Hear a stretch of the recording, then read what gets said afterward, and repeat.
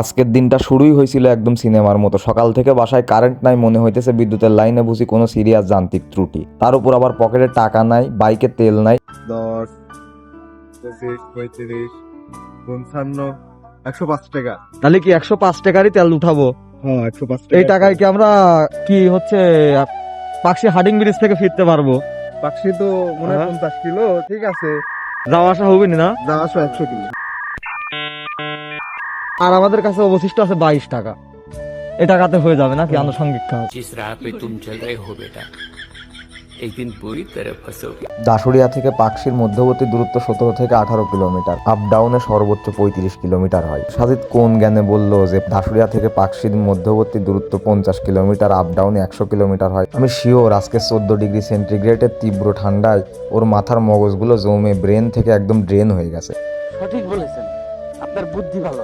শীতটা এমন যে কম্বল ছাড়তেই মন চায় না, বাসায় বসে থাকলেই পারফেক্ট ছিল, কিন্তু না। সেই ভালো লাগলো বিষয়টা। अब देख तू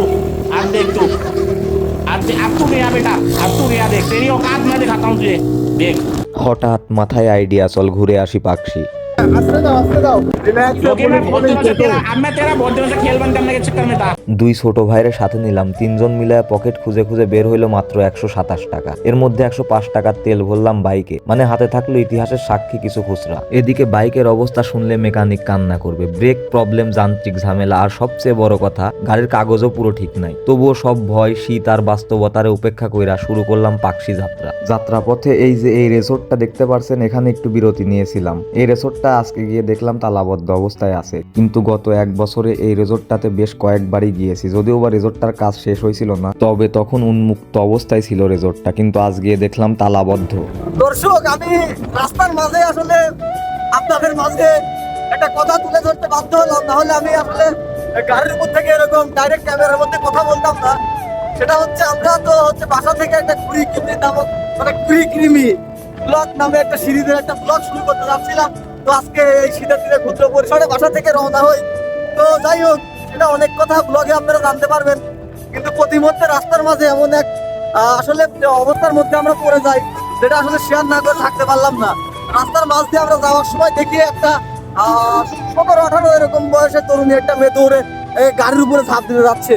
তো এর মধ্যে দ্রুত আমাদের চোখে ব্যাপারটা পড়ে এবং পিছিয়ে দেখি 2-3 জন মানুষ দৌড়াচ্ছে। তার মধ্যে একটা ছিল মেয়ের মা আর একটা ভাই, মনে হয় ওগুলো তো আর আসলে ক্যামেরায় ধারণ করা যায় না। তো যাই হোক, অনেক কষ্টে আমার ছোট ভাই তন্ময়, তারপরে সাজিদ গাড়ি নিয়ে ধাওয়া করে তন্ময় দৌড়ে কোনো রকম ওই মেয়েটাকে ধরে যাই হোক মানে আত্মহত্যার হাত থেকে বাঁচাইছে। তো যাই হোক, অনেক কষ্টে আর কি ব্যাপারটা আমরা রুখতে সক্ষম হয়েছি। তো আসলে আমি চাইলে পারতাম আপনাদের মাঝে ব্যাপারটা ভিডিওতে তুলে ধরতে, কিন্তু ব্যাপারটা দেখাই না। একটা মেয়ে মানুষের ব্যাপার তো, আর একটা ফ্যামিলির রেপুটেশনের ব্যাপার।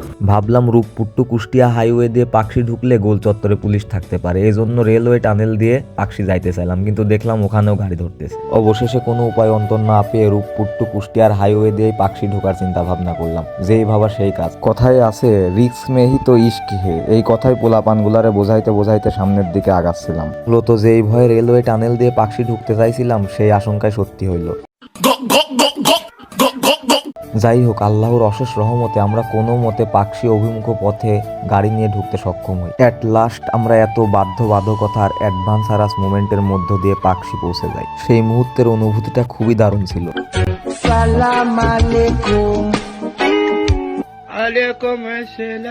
এখন আর কথা বাড়িয়ে সময় নষ্ট করব না, গোধূলি লগনে প্রকৃতির কোলে নদীর সৌন্দর্য উপভোগ করুন।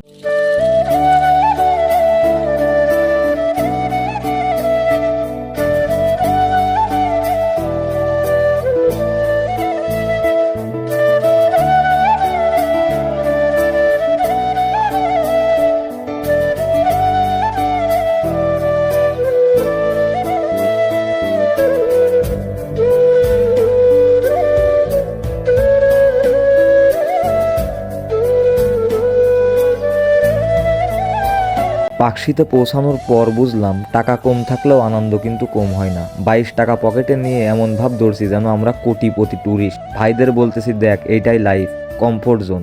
কিন্তু ভাই ব্রাদার আমার দিকে এমন ভাবে তাকাইলো যেন মনে মনে বলতেছে লাইফ ঠিক আছে, কিন্তু খিদা লাগছে ভাই। বাড়া বালের জীবন।